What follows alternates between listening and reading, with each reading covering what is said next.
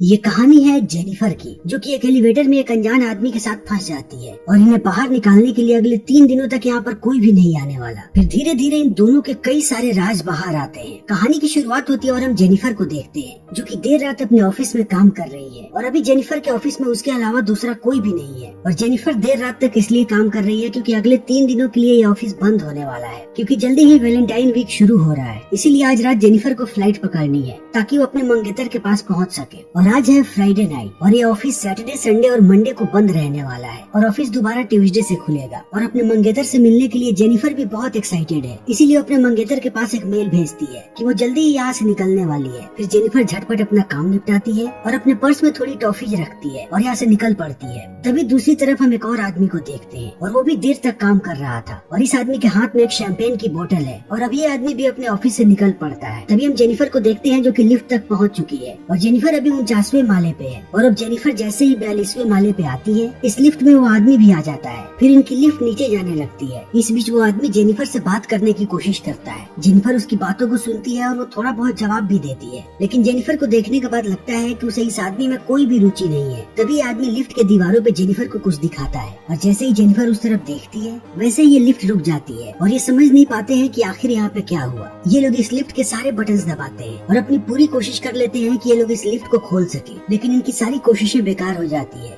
इस बीच में ये लोग कैमरे पर भी बार बार मदद के लिए इशारा करते हैं, लेकिन वहाँ से भी इन्हें कोई जवाब नहीं आता, क्योंकि इस पूरी बिल्डिंग में इनके अलावा और कोई भी नहीं है। और इनकी समस्याएं तब बढ़ती हैं जब इन्हें पता लगता है कि यहाँ पे इनके फोन में नेटवर्क तक नहीं है। और अब वक्त के साथ साथ इनकी मुसीबतें और भी ज्यादा बढ़ती चली जाती है। 15 मिनट के बाद ये लोग दरवाजे पे चिल्लाने लगते हैं, लेकिन इन्हें बाहर से कोई भी जवाब नहीं मिलता। फिर जेनिफर और भी ज्यादा परेशान होने लगती है, क्योंकि उसे लगता है कि जल्दी ही उसकी फ्लाइट छूट जाएगी। और इस बात को सुनने के बाद ये आदमी जेनिफर की मदद करने की कोशिश करता है और कहता है कि अब हमारे पास बस एक ही रास्ता है कि हम लिफ्ट के ऊपर से जाएं। इसीलिए जेनिफर अब इस आदमी के कंधे के ऊपर चढ़ जाती है और लिफ्ट के रूफ को तोड़ने की कोशिश करती है ताकि वो ऊपर जा सके, लेकिन जेनिफर की सारी कोशिशें बेकार हो जाती है और इसी बीच जेनिफर के हाथ पे चोट भी लग जाती है। इसीलिए जेनिफर अब नीचे उतर जाती है और जेनिफर को पता लगता है कि 1 घंटे का वक्त बीत चुका है। इसीलिए जेनिफर को अब इस बात का एहसास हो गया है कि उसकी फ्लाइट छूट चुकी है। इसीलिए जेनिफर अब निराश होने लगती है और जेनिफर को निराश देखने के बाद ये आदमी थोड़ी मजाकिया बातें करने लगता है कि जिससे जेनिफर का मूड ठीक हो सके।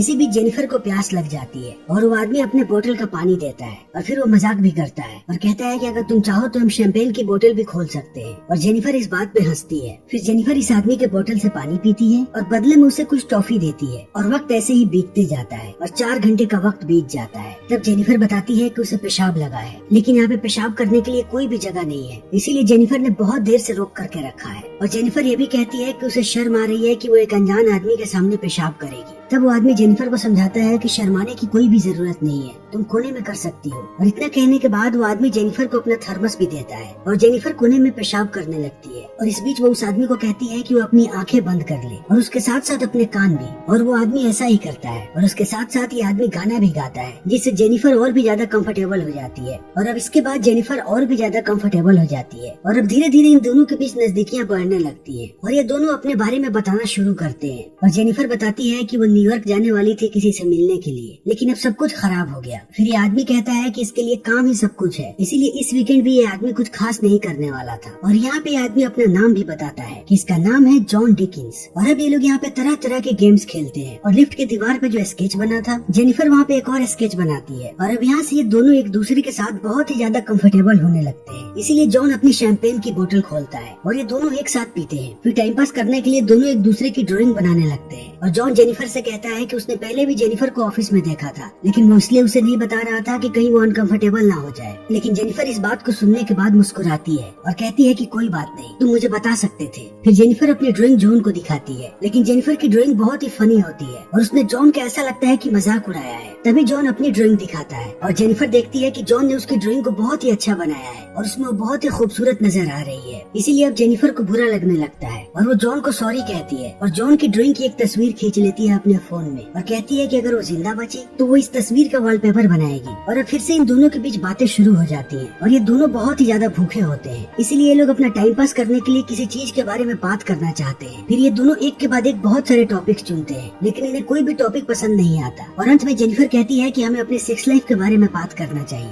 फिर जेनिफर अपना फोन निकालती है और वो जॉन को कहती है कि वो अपने सबसे अजीब एक्सपीरियंस के बारे में बताए और पूछती है कि क्या वो किसी से किसी अजीब जगह पे इंटीमेट हुआ है। लेकिन जॉन इस बात को सुनने के बाद शर्माने लगता है और वो कुछ भी नहीं बता पाता। तभी जेनिफर जॉन के हाथ में फोन दे देती है और वो अपने एक्सपीरियंस के बारे में बताने लगती है और कहती है कि वो एक बार लाइब्रेरी में एक लड़के के साथ इंटीमेट हुई थी और वो उसकी जिंदगी का सबसे अजीब अनुभव था। और अपना अनुभव साझा करने के बाद जेनिफर एक बार फिर से जॉन को कहती है कि वो अपने अनुभव के बारे में बताए, लेकिन जॉन एक बार फिर से शर्माने लगता है और कहता है कि उसके पास कोई भी ऐसा अनुभव नहीं है। फिर जेनिफर कहती है कि तुम कोई भी मनगढ़ंत कहानी बना सकते हो। फिर जॉन कहानी बनाने लगता है और कहता है कि एक बार वो गाड़ी से जा रहा था, तब उसकी गाड़ी में एक हॉट सी लड़की थी और अचानक वो अपने कपड़े उतारने लगी और वो जॉन के साथ इंटीमेट होने की कोशिश करने लगी। लेकिन इतना बोलने के बाद जॉन चुप हो जाता है और कहता है कि मुझे लगता है कि मैंने कुछ ज्यादा ही बोल दिया। लेकिन जेनिफर कहती है कि कोई बात नहीं। और इस बात को सुनने के बाद जॉन जेनिफर की तरफ आगे बढ़ने लगता है और अब ये दोनों किस करने लगते हैं और देखते ही देखते ये दोनों फिर इंटीमेट होने लगते हैं। और इंटीमेट होने के बाद जॉन जेनिफर से कहता है कि उसे लगता है कि वो जेनिफर से प्यार करने लगा है। और इस बात को सुनने के बाद जेनिफर थोड़ी सी ऑकवर्ड हो जाती है और कहती है कि अभी इन लोगों के बीच जो भी हुआ वो बस ऐसे ही हो गया, उसमें कोई भी फीलिंग्स नहीं थी,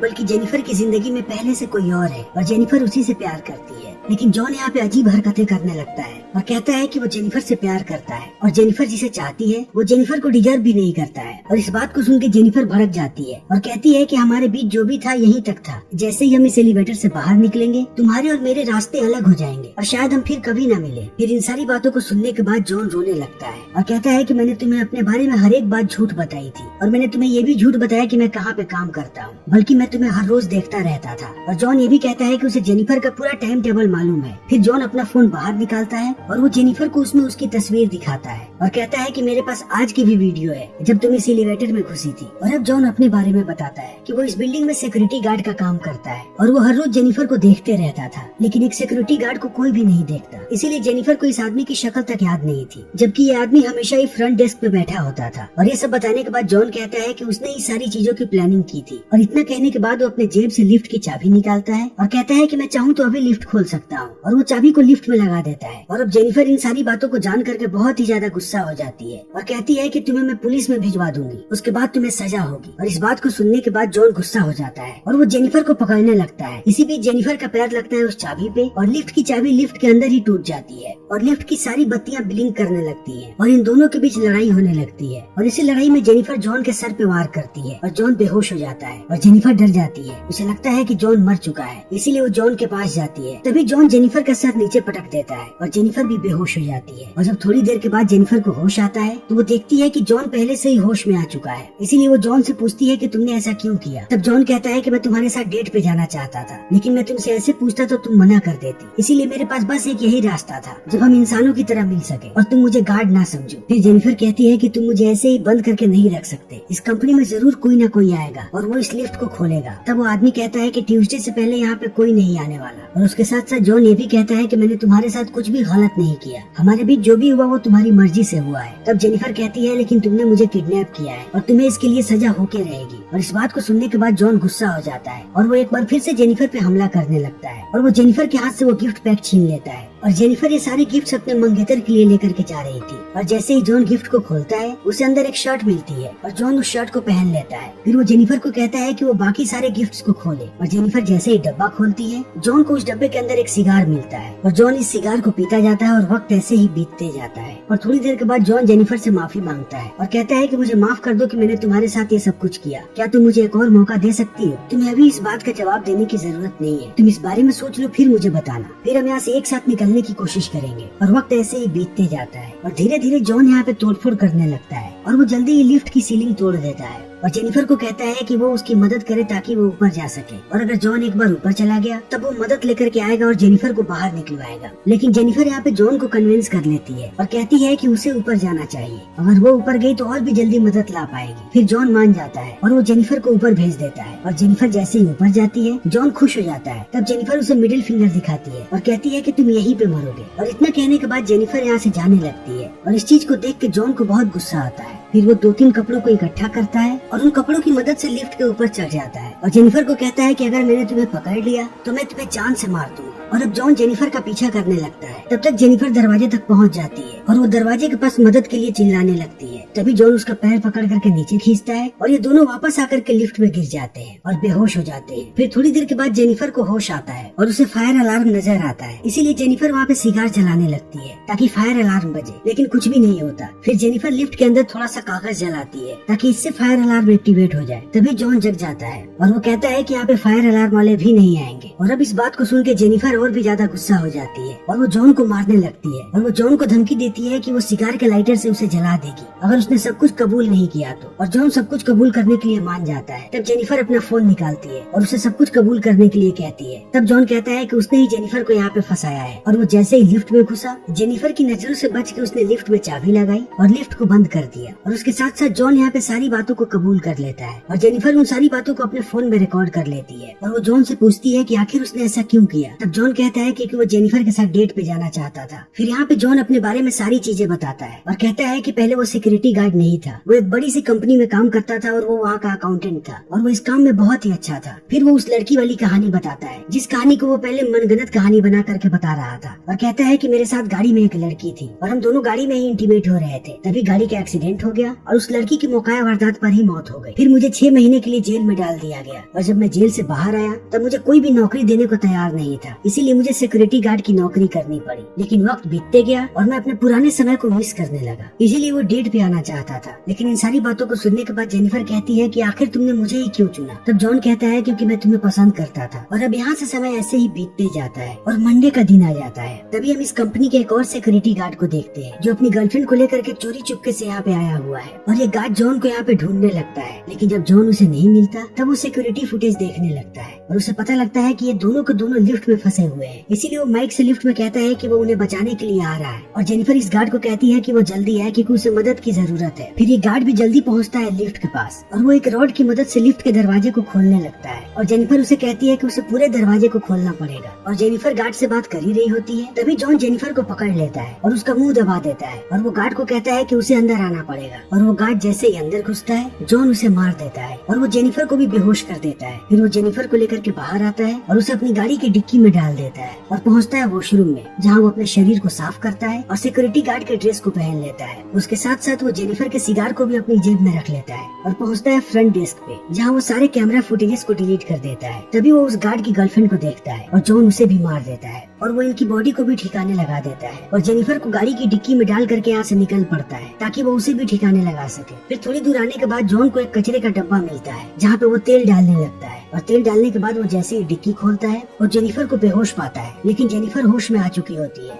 और वो नाटक कर रही होती है। और जॉन जेनिफर से कहता है कि वो उसे अभी पसंद करता है, लेकिन हालात ऐसे हैं कि उसे अब जेनिफर को मारना पड़ेगा। और इतना कहने के बाद वो जैसे ही कचरे की तरफ जाता है जेनिफर उठ खड़ी होती है और वो जॉन को बेहोश कर देती है और गाड़ी में बैठ करके यहाँ से भागने लगती है। तभी वो गाड़ी में जलता हुआ सिगार देखती है और उसे गुस्सा आ जाता है और वो अपनी गाड़ी वापस ले जा करके फिर से जॉन के शरीर पे मारती है और जॉन कचरे के डब्बे में चला जाता है जहाँ पे पहले से उसने तेल गिरा रखा था। और अब जेनिफर बाहर आती है और वो जलता हुआ सिगार फेंकती है कचरे के डब्बे में और जॉन यहाँ पे जिंदा जल जाता है और ये कहानी यहीं पे खत्म हो जाती है। तो दोस्तों इस फिल्म का नाम था डाउन। तो इसी के साथ हमारी आज की ये वीडियो यहीं पे खत्म होती है। उम्मीद है कि आपको हमारी ये वीडियो पसंद आई होगी। अगर आपको हमारी ये वीडियो पसंद आई हो तो इसे लाइक करें, शेयर करें और चैनल को सब्सक्राइब करें। Thank you.